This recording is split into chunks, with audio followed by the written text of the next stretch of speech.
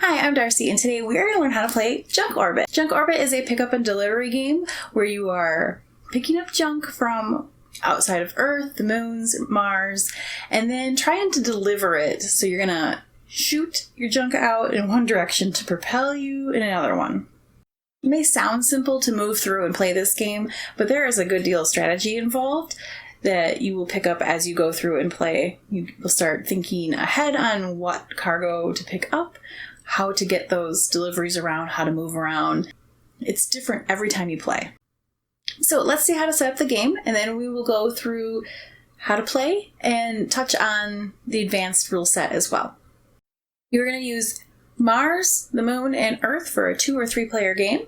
If you have 4 players or more, you're going to add in Phobos, which is a moon off of Mars. If you have 5 players, you're going to add in Deimos, which is also a moon off of Mars.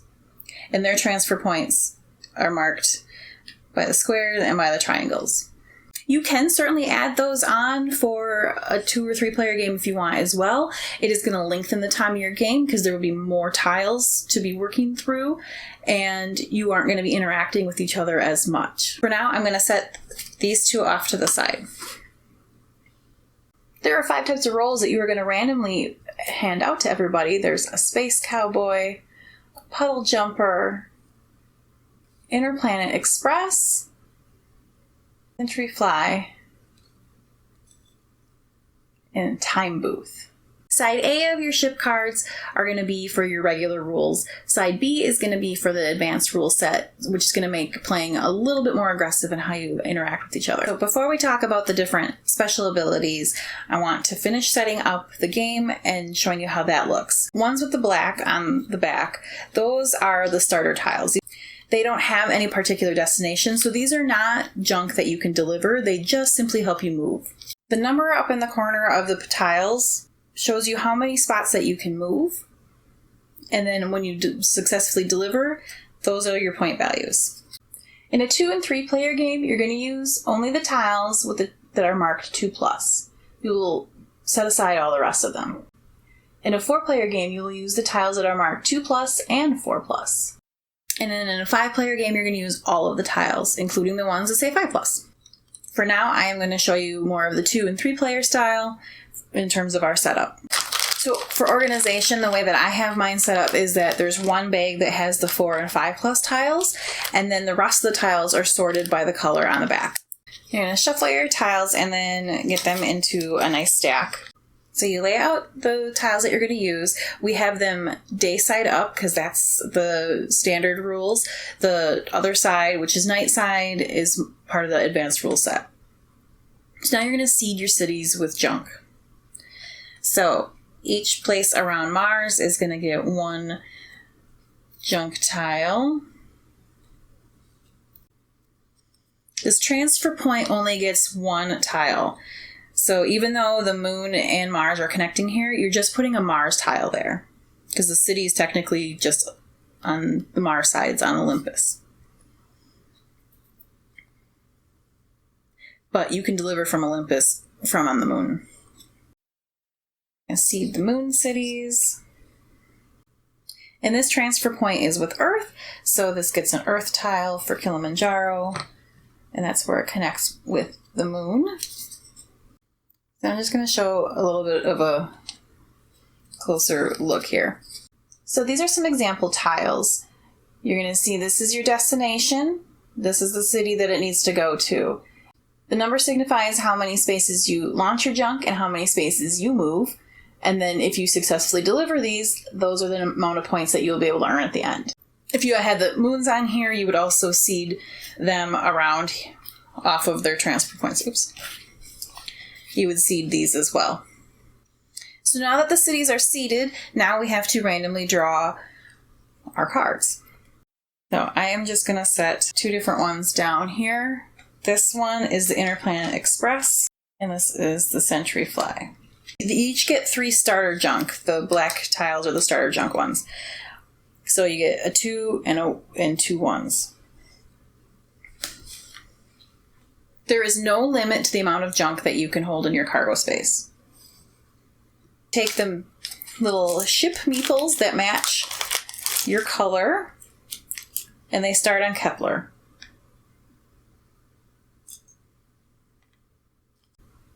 You each randomly take one tile from each stack, so that you're going to have a total of 6 starter cargo.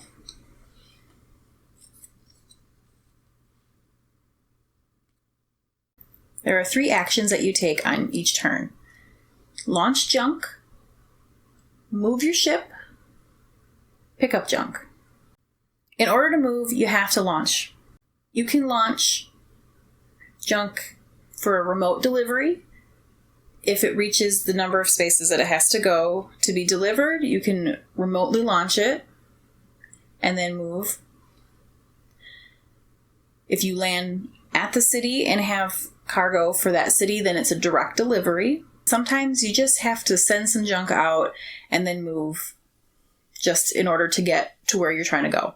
Then when you land in the next city, you pick up the junk that is there. So you have to move if you're able to move. If you are out of cargo, you can't move, but you're going to pick up the junk that's in front of you. When you go to move, you have to go opposite the direction that you send your junk.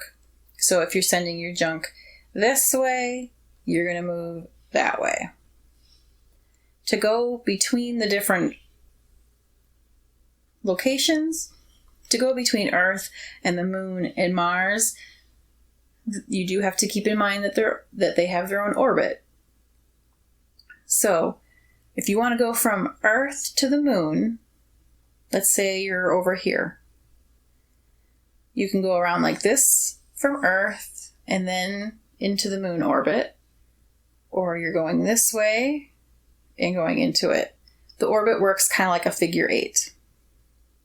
Once you're in the orbit, you can go in either direction, but you have to follow the figure 8 kind of pattern as you switch orbits. There is one particular ship that lets you defy the laws of the orbit switching and lets you kind of do a U-turn where you can go like this.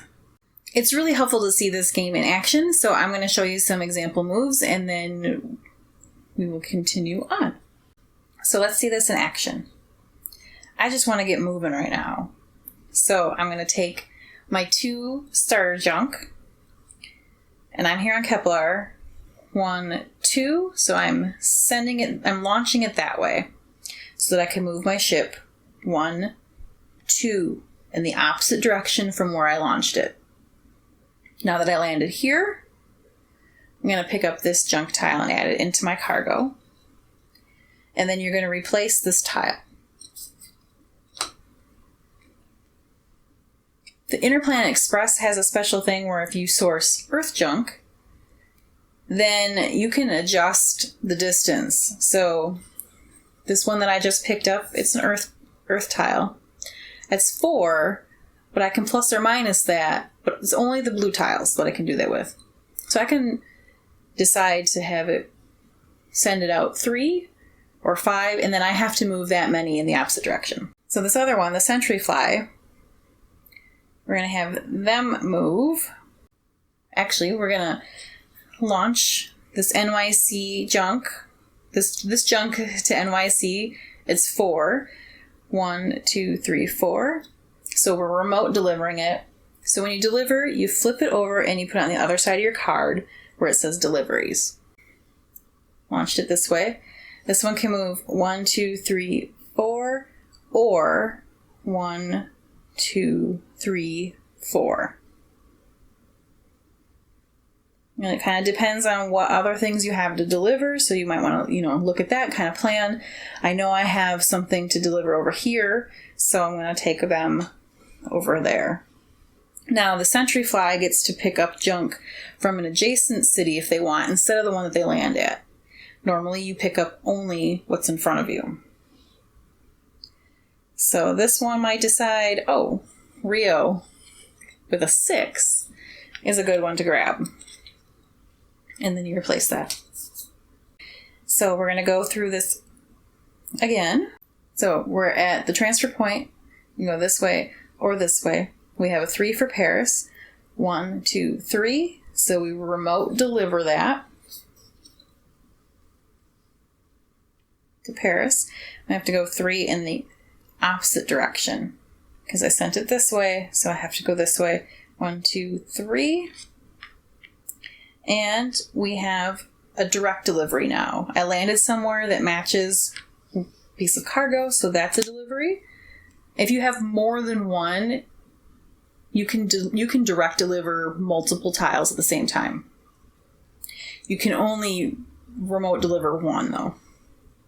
So it's great if you have multiple at the same place to be able to land there. And then I pick up that one. We're going to use 1 this way, so we can go that way, deliver to Hellas, and then we're going to pick up some more junk. Now, one of the things that I can do is launch junk at an opponent. It's also a remote delivery for me because this has to go to Hellas, which is where this one is. 1, 2, 3, 4 for remote delivery, but I also hit them. So I've delivered it, I hit them, they have to drop one of their junk. They can drop it out of their cargo or out of their deliveries. So it's a risk to not have any cargo on you because if you get hit, you're going to have to drop one of your deliveries, which means you lose points. You know, they're going to drop this one right where they're at. Just drops right there. And then I have to move in the opposite direction. So I go 1, 2, 3, 4, or 1, 2, 3, 4. In the normal rules, it's totally fine to land on the same spot as somebody else. It doesn't hurt them. It's only if you launch junk at them. Gameplay continues until you run out of one of these stacks. If you have to replace, let's say we've gone through all of these earth tiles and I land here and you can't replenish a spot, that signals the end of the game and everyone gets one last turn. Scoring is super simple. You just add up the numbers from your successfully completed deliveries. Whoever has the highest score wins. If there's a tie, then you look at who has the most deliveries. And then if you still tie, well, the rulebook says to race to see who can take out the trash the fastest. The different ship abilities are pretty interesting, and they make a little bit more sense once you kind of know how the game flows. So like with the Sentry Fly, being able to pick up junk from an adjacent city is pretty cool instead of having to just take the one that's in front of you. And if you're at a transfer point like this, you can choose from there, the two adjacent there, and from across. The Interplanet Express, it's kind of nice being able to fudge that distance a little bit, but you have to remember that's only with the earth tiles. The Space Cowboy is pretty cool because you get to make a direct delivery from a city that's adjacent to the junk destination. So you don't have to land directly on it. You can land next to it and still have a direct delivery. The Puddle Jumper is a slow ship. So you can decide to only move one spot regardless of the number from the junk that you pushed out. That can be helpful because if you're trying to land somewhere if you're like right next to the place where you want to land, but you could make points doing a remote delivery for like a 4, then you can choose just to move 1. The time booth lets you change directions when switching into a new orbit. So that's what I was talking about with when you're coming around like this. The time booth can decide to go like that. They don't have to follow the rules of orbit. They still have to go in the opposite direction of where they send their junk. So if they sent junk this way, they still have to come this way, but they could go around the moon that way instead of swerving around. With the advanced rule set, you've got different ship abilities. So it adds a little bit more player interaction, a little bit more aggressive playing with the B side of these. Now, one of the things that is really nice is that you can kind of mix and match the advanced pieces in here.